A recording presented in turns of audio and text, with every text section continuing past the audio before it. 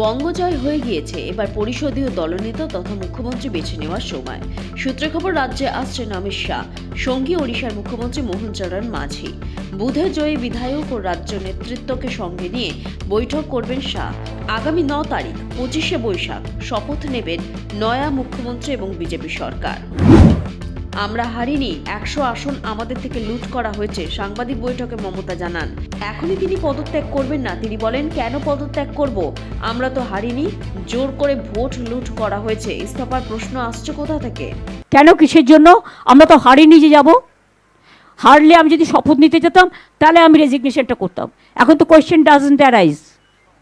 পরবর্তী স্ট্র্যাটেজি আমরা পার্টিতে বসে ঠিক করব। আপনারা টাইম টু টাইম জানতে পারবেন, চিন্তার কোনো কারণ নেই। বিজেপির বিপুল জয়। রাজ্য কলকাতা পুলিশকে কৃতজ্ঞতা জানান শুভেন্দু অধিকারী। রাজ্যের সরকারি কর্মী, নির্বাচন কমিশন ও কেন্দ্রীয় বাহিনীকেও ধন্যবাদ জানান তিনি। সমাজ মাধ্যমে এই বার্তা দেন শুভেন্দু। খুলে গেল মমতার বাড়ি, গলির মুখে সিজার ব্যারিকেড।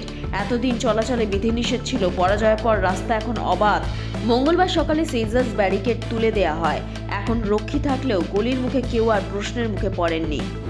পদত্যাগ করছেন রাজ্যের অ্যাডভোকেট জেনারেল বা এজি কিশোর দত্ত। মঙ্গলবার তিনি রাজ্যপাল আর.এন. রবির কাছে ইস্তফাপত্র পাঠিয়েছেন। 2023 সালের নভেম্বর মাসে রাজ্যের এজি পদ থেকে ইস্তফা দিয়েছিলেন সৌমেন্দ্রনাথ মুখোপাধ্যায়। ওই বছরই ডিসেম্বর মাসে এজি পদে নিয়োগ করা হয় কিশোর দত্তকে। লটারি সংবাদ অফিসিয়াল আপনার পাশে। আপনার লটারির দোকানের যে কোনো অনুষ্ঠান, নতুন দোকানের উদ্বোধন এবং যে কোনো রকম অনুষ্ঠানে আপনারা পাশে পেতে পারেন লটারি সংবাদ অফিসিয়াল চ্যানেলকে। আমাদের প্রতিনিধি সমস্ত অনুষ্ঠানটি ক্যামেরাবন্দি করবে এবং তা সম্প্রচার হবে লটারি সংবাদ অফিসিয়াল চ্যানেলে।